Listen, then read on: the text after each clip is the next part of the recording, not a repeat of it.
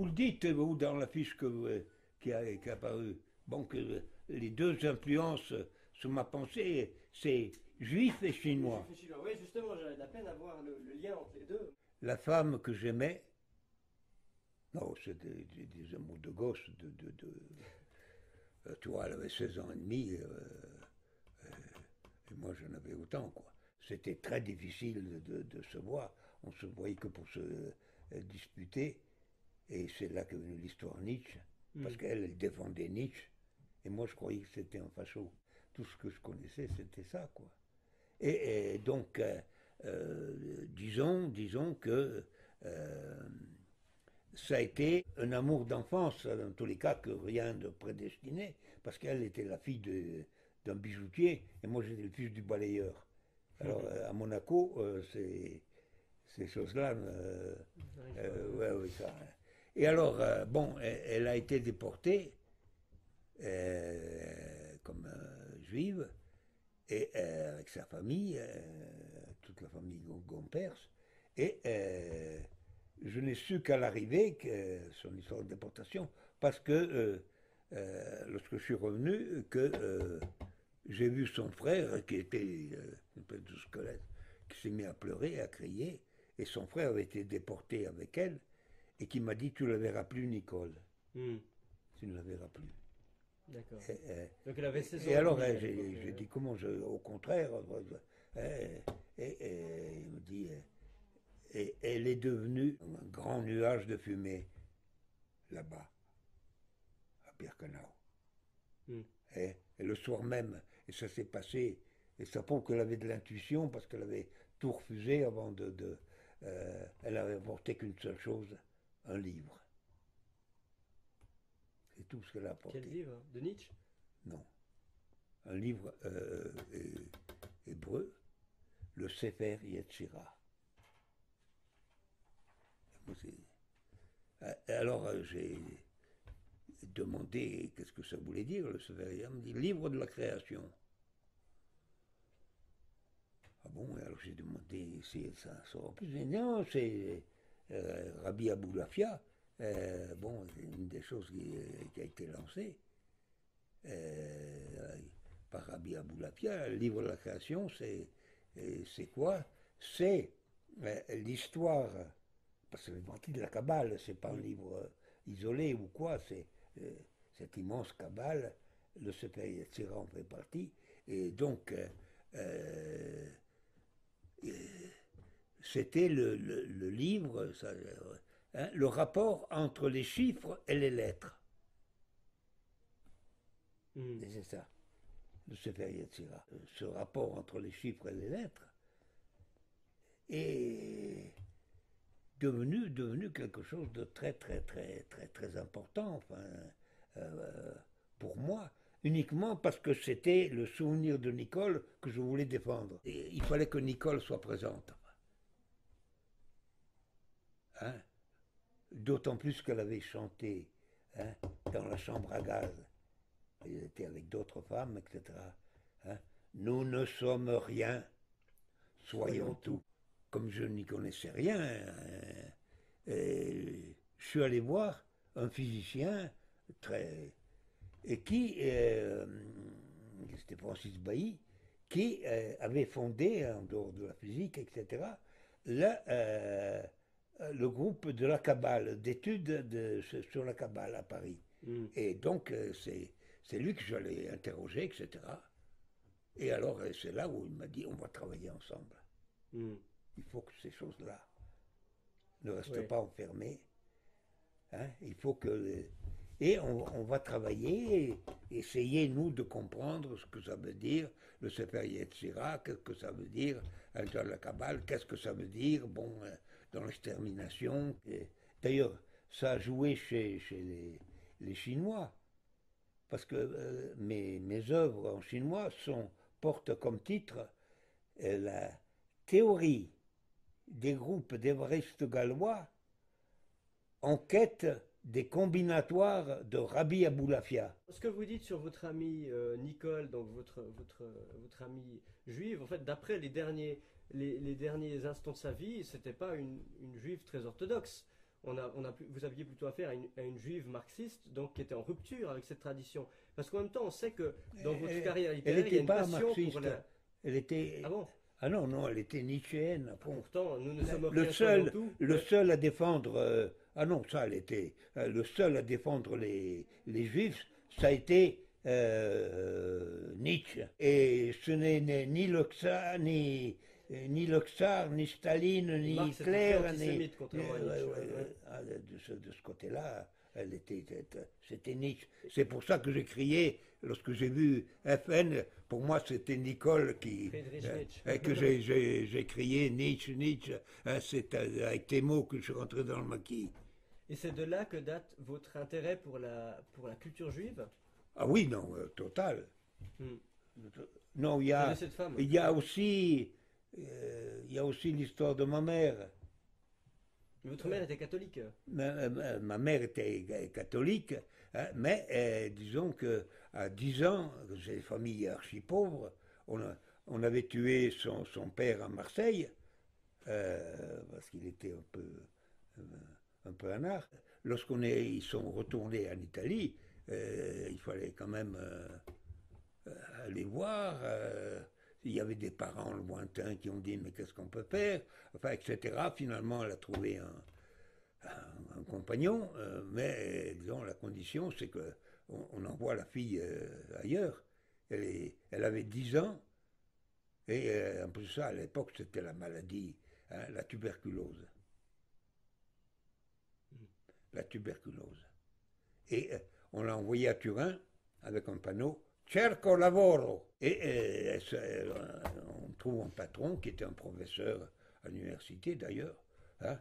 Alors, exécrable, tu vois, traité comme un. Tu vois, comme elle disait, comme une bête qui va mourir. Et donc, traité. Etc. Et elle a cherché à s'échapper. Alors, finalement, il trouve un autre patron. La même chose. Les enfants de son âge, c'était un esclave qu'on leur donnait pour s'amuser, quoi, qui est entré dans la maison, quoi. Et donc, ça a été affreux. Ça, 4. Puis, la 5e famille, j'ai désespéré, la 5e famille, on la reçoit. La fille la considère comme une sœur. Toutes les fêtes, alors, elle y participe, on la fait participer, elle devient de la famille. Et c'était des juifs. Alors pour elle, ça a toujours été ça. Hein? Et alors c'est un exemple qui pour moi est terrible. 50 ans après, ça. 50 ans après, il y avait comme un écrivain qui s'appelle Dario Fo. Vous connaissez Dario Fo. Et alors, qui était venu, etc. Bon. Alors ma mère avait pour habitude, dès que je recevais des amis, elle se taillait. Elle allait se cacher dans la forêt. Et qu'est-ce qui s'est passé ce jour-là? Je vois ma mère, alors il y avait la maison, la forêt était là, il y avait un pré qui...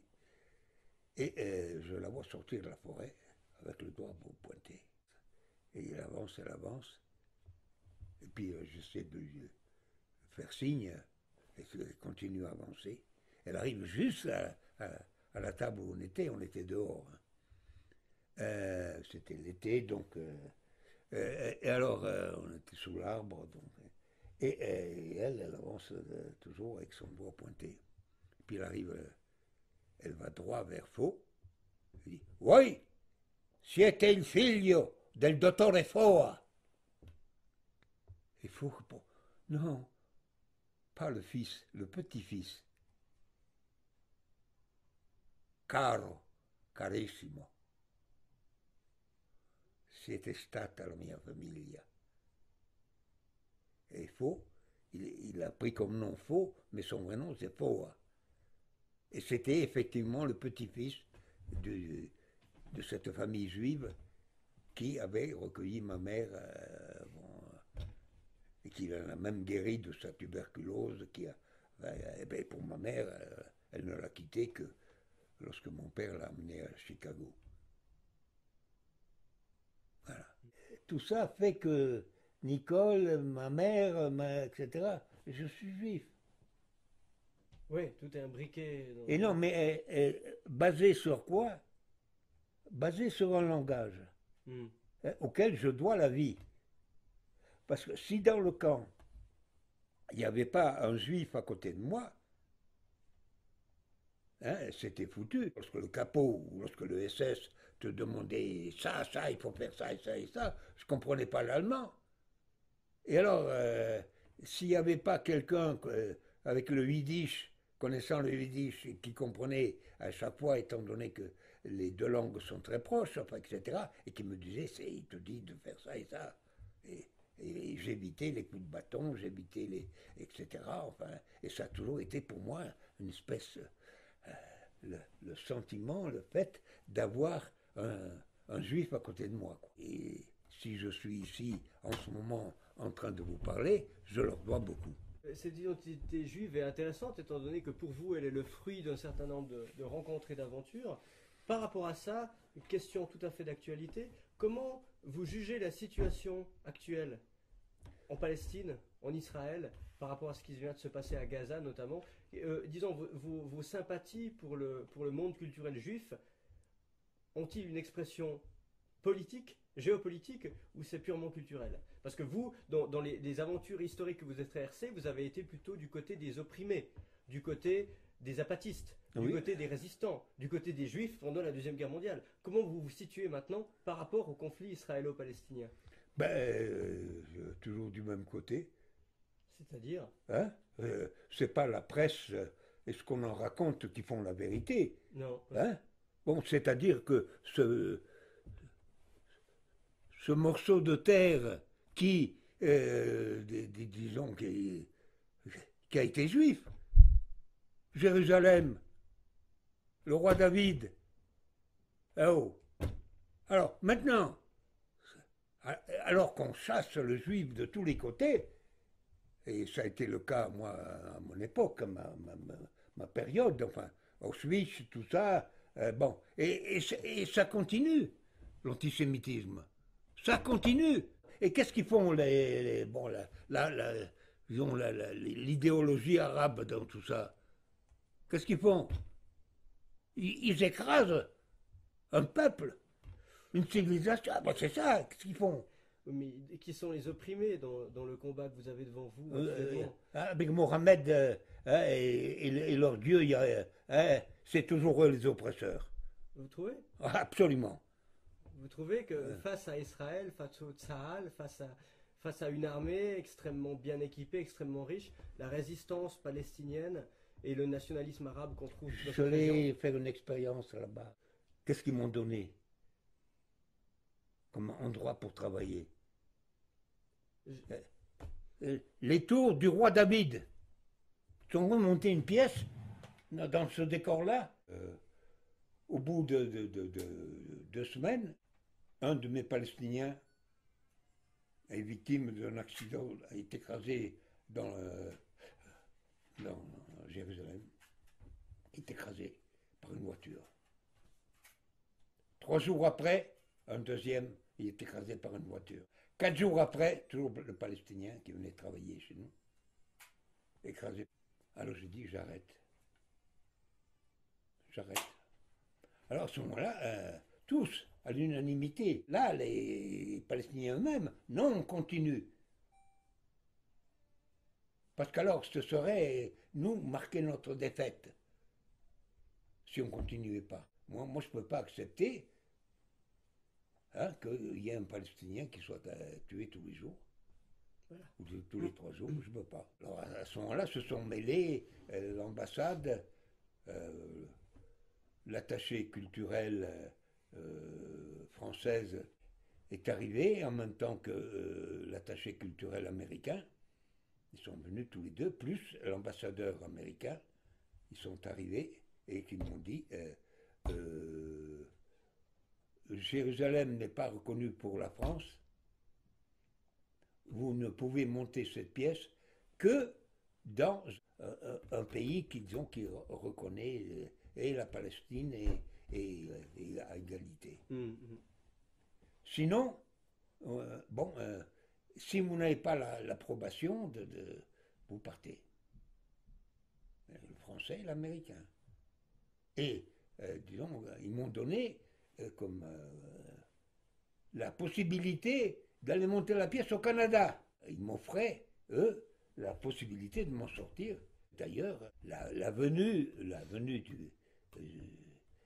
avait été préparée en quelque sorte par le fait que je suis allé voir Yasser Arafat. Ah, vous l'avez rencontré hein? Yasser Arafat m'a pris vraiment pour un imbécile. Quoi. Sa complicité avec les services et américains et machin était à mon détriment. Enfin. Mm.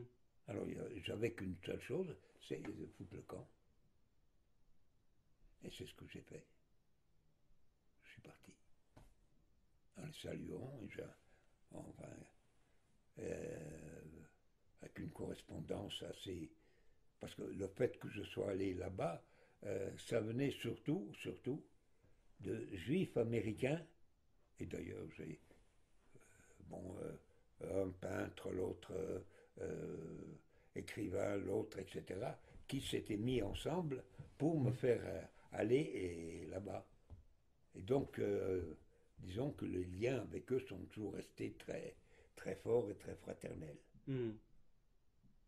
C'est ça ma réponse à ta question. D'accord, question fort délicate. Mais effectivement, par rapport au début de votre réponse, vous ne vous reconnaissez pas sous l'étiquette de sioniste par rapport à toutes les nuances que vous avez faites sur la Palestine. Parce que le début aurait pu y faire penser.